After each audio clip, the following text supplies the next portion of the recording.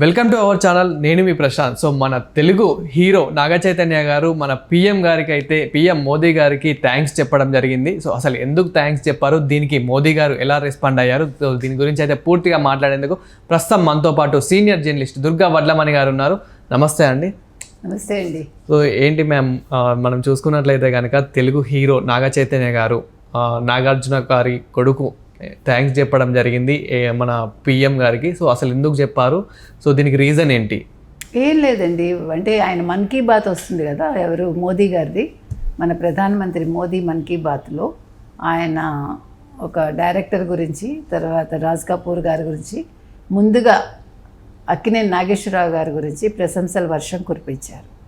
ఎందుకు అంటే తెలుగు చలనచిత్ర సీమలో తెలుగు చలనచిత్ర అభివృద్ధికి నాగేశ్వరరావు గారు చాలా గొప్ప కృషి చేశారని, ఆయన ఒక బాట వేశారని ఆయన ప్రస్తావించారు. అదేవిధంగా రాజ్ కపూర్ కూడా చాలా సున్నితమైన అంశాలను ఆయన తెరకెక్కించారని, తర్వాత తపన్ సిన్హా ఎవరైతే ఉన్నారో డైరెక్టర్, వారు సమాజానికి ఉపయోగపడే మంచి చిత్రాలు తీశారని ఆయన ఈ సందర్భంగా పేర్కొన్నారు. అయితే నాగేశ్వరరావు గారిది ఎందుకు అని అంటే, ఇప్పుడు ఆయనది కూడా శత జయంతి కదా జరిగింది. శత జయంతి సందర్భంగా ముగిసిపోయినప్పటికీ ఆయన ప్రస్తావించారు ఒకటి. రెండోది, నిజంగా చెప్పాలంటే ఆ తరంలో ఒక ఎన్టీ రామారావుకి ధీటుగా ఆయన నిలబడి చేయగలిగారు. అంటే ముఖ్యంగా ఆయనకు అదృష్టం ఎక్కువ అనిపిస్తుంది మనకి నాగేశ్వరరావు గారిని చూస్తే. అందం కంటే కూడా అభినయం ఆయనలో ఉంది. ఫస్ట్ ఒక ఆడపిల్ల వేషాలు వేసుకుంటూ ఆయన, తర్వాత తనని తాను ప్రూవ్ చేసుకోవటంలో ఆయన నిజంగా చాలా కష్టపడ్డారనే చెప్పాలి.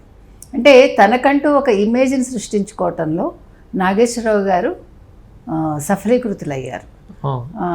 మీరు గుండమ్మ కథ తీసుకుంటే ఇద్దరు, ఎన్టీ రామారావు గారు, నాగేశ్వరరావు గారు, అంటే ఎప్పటికీ అవి మరపురాని పాత్రలు మనకి. అదేవిధంగా మీకు ఒక హీరో ఎలా ఉండాలి, మనకి మామూలుగా ఒక మిడిల్ క్లాస్ హీరో కావచ్చు, ఆ రోజుల్లో మనం చూస్తే ఎన్ని సినిమాలండి, ఇద్దరు అమ్మాయిలు కావచ్చు, ఇద్దరు మిత్రులు కావచ్చు, ఇట్లా చెప్పుకుంటూ వెళ్తే ఒక పెద్ద లిస్ట్ ఉంటుంది మనకి. దేవదాస్ ఎస్పెషల్లీ, ఇప్పుడు మీకు దేవదాస్ మనకు తెలుసు, అదే ఒక బెంగాలీ నవల, శరత్ చంద్ర చట్టోపాధ్యాయ రాశారు. కానీ దేవదాస్ దిలీప్ కుమార్ కంటే కూడా అద్భుతంగా పండించిన వ్యక్తి నాగేశ్వరరావు గారు. అంటే ఆ క్యారెక్టర్లో మమేకమైపోయి ఒక ఏమనాలి, కరుణరసం కావచ్చు, మరొకటి కావచ్చు, ఆయన దేవదాస్ అంటే మన కళ్ళ ముందు నిలిచేది ఓన్లీ నాగేశ్వరరావు గారు, ఇంకెవ్వరూ రారు మన కళ్ళ ముందు. అంటే ఆయన సాంఘికాలు చేశారు, పౌరాణికాలు చేశారు. ముఖ్యంగా తెనాలి రామకృష్ణుడు, అంటే శ్రీకృష్ణదేవరాయల ఆస్థానంలో తెనాలి రామకృష్ణుడికి రామలింగడు ఎంత పేరుందో అందరికీ తెలుసు. అటువంటి క్యారెక్టర్ చాలా అద్భుతంగా చేశారు ఆయన. అంటే శ్రీకృష్ణదేవరాయలంటే మనకు గుర్తుకొచ్చేది ఎన్టీ రామారావు గారు, చాలా అందంగా ఉంటాడు ఆయన. అటువంటి ఆయన ముందు ఈయన చేయటం అంటే క్యారెక్టర్ ఎలివేషన్, క్యారెక్టర్లో మమేకమైపోతే ఇక్కడ అందానికి ప్రాధాన్యత ఉండదు మనకి ఆ వ్యక్తి కనిపిస్తారు తప్ప, అంటే ఆ క్యారెక్టర్ కనిపిస్తుంది మనకి, ఆ పాత్ర కనిపిస్తుంది అంతే. ఆ రకంగా ఆయన కనిపించారు. తర్వాత ఇంకొక ప్రత్యేకత ఏంటంటే, మనం చూసుకుంటే కనుకైతే భక్త తుకారాం చేశాడు ఆయన. భక్త తుకారాము మనకు సంబంధించిన విఠలుడు, యాక్చువల్గా మహారాష్ట్రియన్స్కి సంబంధించింది.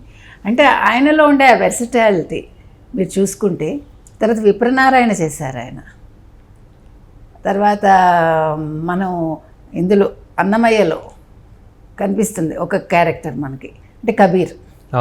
ఇట్లా అంటే ప్రాంతాలకు అతీతంగా ఒక్కొక్క క్యారెక్టర్ తీసుకుని, అంటే అక్కడ ప్రాముఖ్యత చెందిన ఒక పౌరాణిక పాత్ర ఏదైతే ఉందో, అంటే దైవ సంబంధమైంది, అలాంటి క్యారెక్టర్స్ చేయటం అంటే ఆ ప్రాంతానికి సంబంధించింది ఈయన అవగాహన చేసుకుని చేయటం అంటే అది చిన్న విషయం కాదు.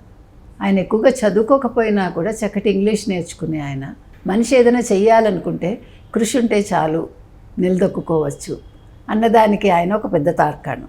నిజంగానే ఇప్పుడు హీరో అంటే మనకి ఆ రోజుల్లో ఎంతమంది హీరోలతో చేశాడు, ఎంతమంది హీరోయిన్లతో చేశాడు ఆయన చెప్పాలంటే. అద్భుతమైన సినిమా అది. అంటే నవల చదివితే మనకి అందం అర్థమవుతుంది మనకి. తర్వాత విచిత్ర బంధం విజేత నవల అది. ఇట్లా చెప్పుకుంటూ వెళ్తే ఆయన నవల నాయకుడు కూడా. అంటే 6 అడుగులు ఉండాలి, స్ఫురద్రూపం ఉండాలి, ఇవేవి అవసరం లేదు అనేదానికి ఆయన ఒక నిరూపణ గావించాడు.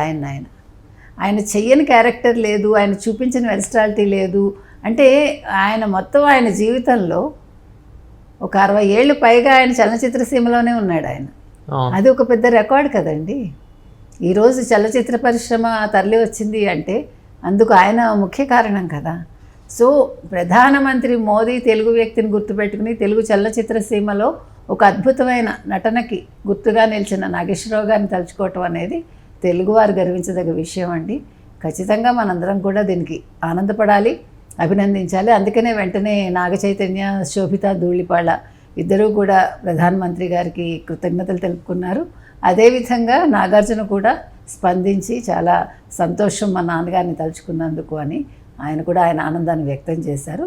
మనం కూడా వ్యక్తం చేద్దాం. ఎంతైనా మన తెలుగు వ్యక్తి కాబట్టి మన తెలుగు వ్యక్తి గురించి ఒక ప్రధానమంత్రి పొగుడుతున్నారంటే it's not a small issue.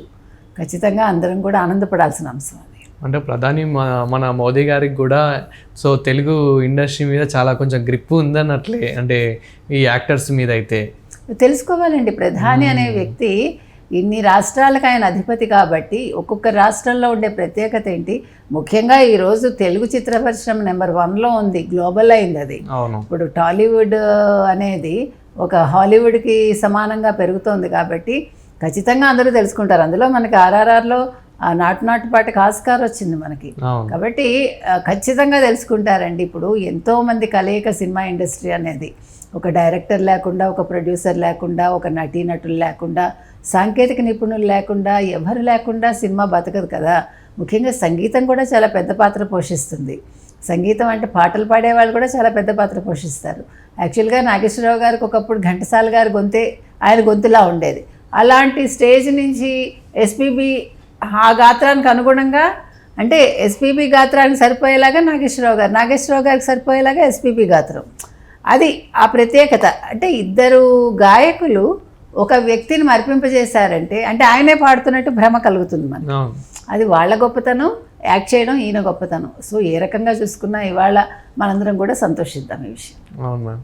So అంటే మనం అదే విధంగా చూస్తూ ఉంటాము. మన మోదీ గారిని కూడా నార్మల్గా యాక్టర్స్ అప్పుడప్పుడు కలుస్తూనే ఉంటారు. నార్మల్గా డైరెక్టర్స్ కానివ్వండి, అంటే ఏదైనా మూవీకి ముందు కానివ్వండి, మూవీ తర్వాత కానివ్వండి, ఏదైనా ఫంక్షన్స్లలో కూడా ఒక్కొక్కసారి కలుస్తూ ఉంటారు, ఏదైనా ఈవెంట్స్లలో. అంటే మనకి మోదీ గారికి అన్ని భాషల మీద కొంచెం అభిమానం ఉందిలేండి. అంటే ఆయన బేసిక్గా ఆయన గుజరాతీ అయినప్పటికీ ఇప్పుడు తెలుగువారి అండ ఈరోజు చాలా అవసరం మోదీ గారికి చెప్పాలంటే. మనం పార్టీల పరంగా చూసుకుంటే రాజకీయాలకు అతీతుడేం కాదు ఆయన.